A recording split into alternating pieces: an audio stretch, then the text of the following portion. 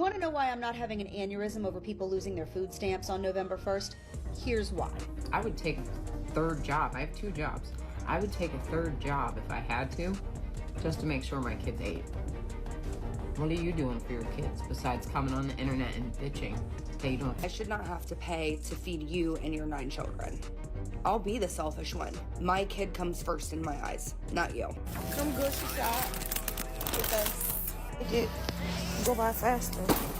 And coming for black women, no. You just make yourself look stupid. She got SNAP, EBT, and a degree, home.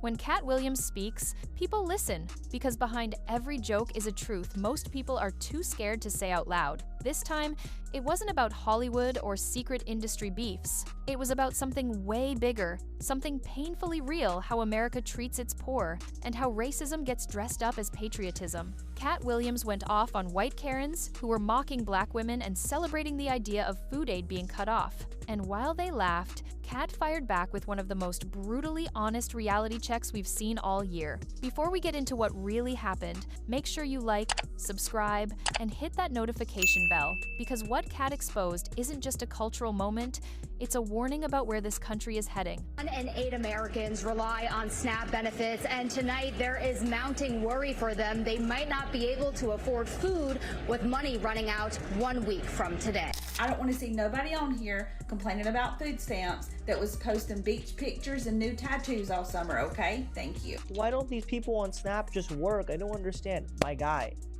most of the people who are on SNAP are children.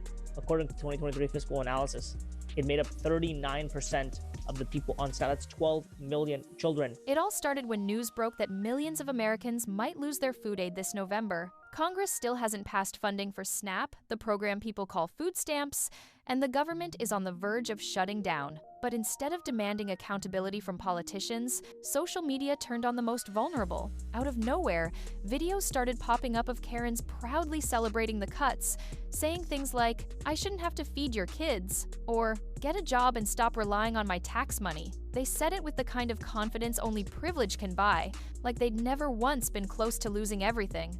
And coming for black women, no. You just make yourself look stupid. The black woman is the most educated person in the United States of America by 27%, bitch. She got SNAP, EBT, and a degree, home. The irony? Most people who receive food stamps in America are white. But when these Karens went on camera, their targets were almost always black women. That's when Katt Williams stepped in. He saw through the whole thing and called it out for what it was: ignorance disguised as moral superiority. "You ain't coming for black women, though," he said. "You just make yourself look stupid. She got SNAP, EBT, and a degree, homie." It wasn't just a joke, it was a punchline wrapped around a fact. Black women are statistically the most educated demographic in America. Yet they're the first ones mocked when poverty becomes a headline. And Katt's response went viral because it hit on something deeper than comedy. It hit the nerve of hypocrisy. He reminded people that poverty isn't a race issue, it's a class issue. The US is one of the wealthiest nations in the world. It ranks first based on total GDP and 7th based on GDP per capita. Yet when it comes to food security, America ranks 22nd among developed countries. 33.8 million Americans didn't have adequate access to food, according to the latest report from the USDA. That's 13.5 million, or 10.2% of all US households in 2021. I literally stand on 2nd Avenue at 4 o'clock in the morning and go around behind the restaurants and wait for the bakeries to deliver bread. When you're that hungry to steal bread from the restaurants behind the stores, you're hungry. They cutting our food stamps off next week. And that's the only way I've been able to keep the kids fed and the lights on. Y'all see that sign behind me? If they really take it, I don't know what else I'm supposed to do but go in there and grab what we need. People keep telling me to go apply. But America has always been better at fighting each other than fighting the system. What most people don't know is that SNAP supports 42 million Americans, 1 in 8 people. Nearly half of them are children. And when politicians delay funding, it's not billionaires who miss meals, it's single parents, veterans, and seniors. But the most twisted part of this story is that the government actually can even release emergency funds for food aid.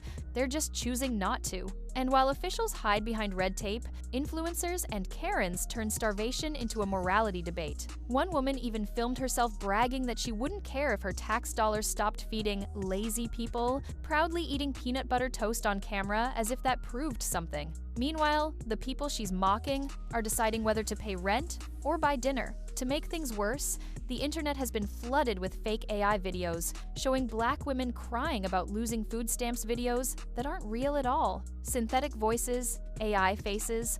This message is for all the people that are complaining that they're not getting their food stamps for November. What did you do with October's food stamp money? What'd you do?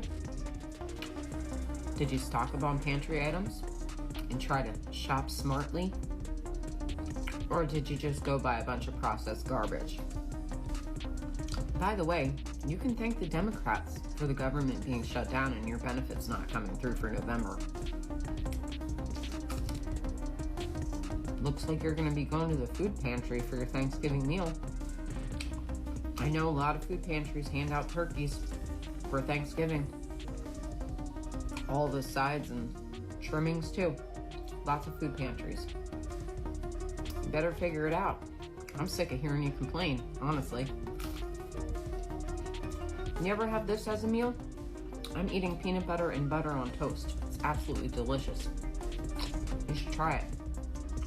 And not for nothing, I saw this woman that said she was getting $1,100 a month in food stamps.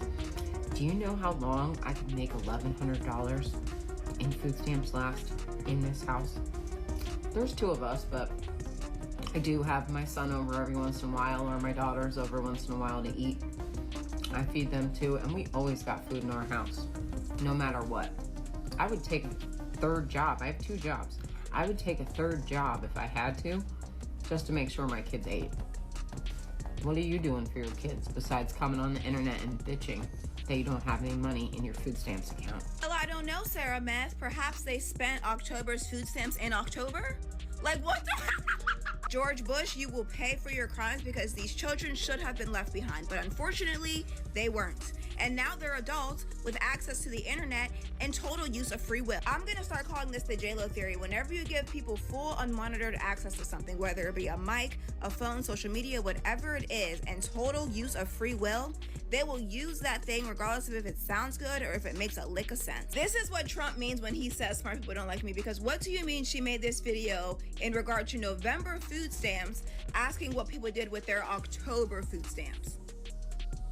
If Johnny had 5 apples. All designed to stir outrage and fuel division. The goal is simple: convince Americans that poverty looks black, so they'll stop sympathizing with it. Katt Williams called it out perfectly. This isn't just racism, it's strategy. When people stop seeing each other as human, it's easier to blame them for their own suffering. And that's exactly how those in power keep control. Katt's outburst also shined a light on the ripple effect that SNAP has on the economy. Every $1 spent on food aid brings $1.50 back into circulation.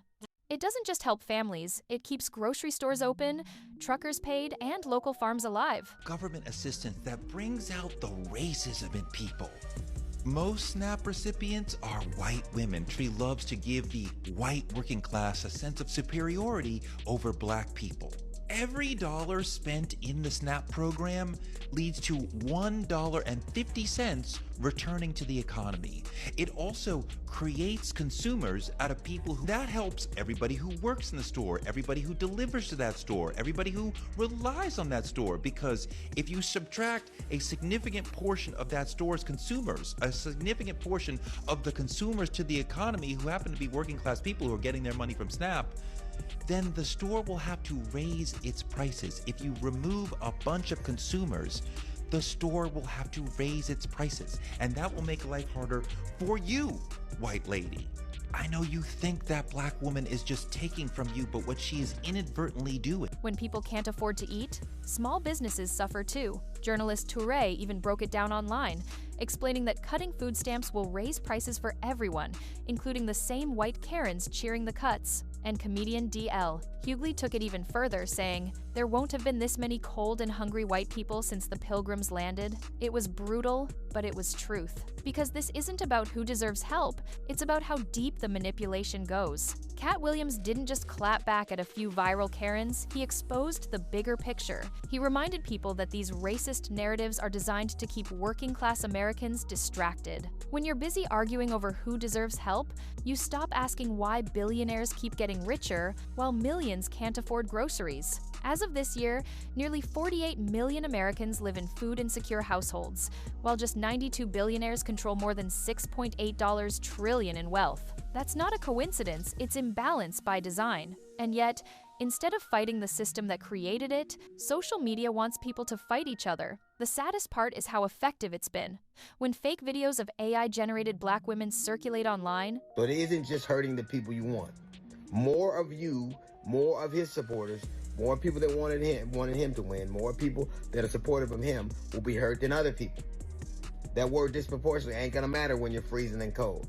As a matter of fact, if the heating subsidies are not renewed, and if SNAP benefits out there around Thanksgiving, there won't have been this many cold and hungry white people since the Pilgrims landed here.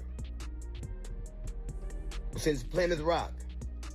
And this time, ain't gonna be no Indians to bail you out. And white Karens repost them with captions like, "See what happens when you don't work?" It deepens the illusion that poverty is a personal failure instead of a systemic problem. That illusion keeps the cycle alive, because if people keep believing it's their neighbor's fault instead of the government's, then nothing ever changes. And that's why Katt Williams' response resonated so deeply it wasn't just funny, it was fearless. He said what millions of people were thinking, but didn't have the platform to say, "You can't shame someone for struggling in a system built to keep them there." By the end of the week, clips of Katt's rant were all over social media. Some praised him for defending truth, while others accused him of making it racial. But the irony is, it was racial before he even opened his mouth. Because when white Karens celebrate hunger as justice, they're not just revealing prejudice, they're exposing how normalized cruelty has become. And yet, Katt never made it just about race. He made it about unity, about how the same system that exploits poor black families also preys on poor white ones. It just sells them different excuses. This controversy might fade in a few news cycles, but the truth Katt Williams dropped will stick around much longer. He reminded America that comedy isn't just about laughter, it's about truth-telling. Behind every punchline was a message that hit harder than any joke. Compassion should never depend on color, and dignity shouldn't depend on income. The next time you see a viral video of a Karen cheering over someone else's loss, remember this moment. Remember who really benefits from division? Because when the cuts come, hunger doesn't ask who you voted for, it just comes. And maybe that's what makes Katt Williams' explosion so unforgettable. It wasn't just anger, it was heartbreak disguised as humor. You could feel the exhaustion in his voice, the way he laughed through the rage like a man who's seen too many headlines that blame the powerless for the crimes of the powerful. He reminded everyone that poverty isn't a choice, and compassion isn't weakness. Somewhere along the line, America learned to shame the hungry instead of questioning why they're hungry in the first place. Katt didn't deliver a political speech. He delivered a wake-up call, one wrapped in comedy, but burning with truth. Because when the government cuts food aid, when billionaires hoard wealth, and when ordinary people cheer against their own survival, something's gone deeply wrong. So maybe it takes a comedian to hold up the mirror we've all been avoiding. Maybe it takes Katt Williams to say what no politician will, that humanity is the real currency, and empathy is the only thing that can't be taken away. Because at the end of the day, when the lights go off and the jokes fade, the truth still stands. A country that laughs at its hungry won't survive its own reflection.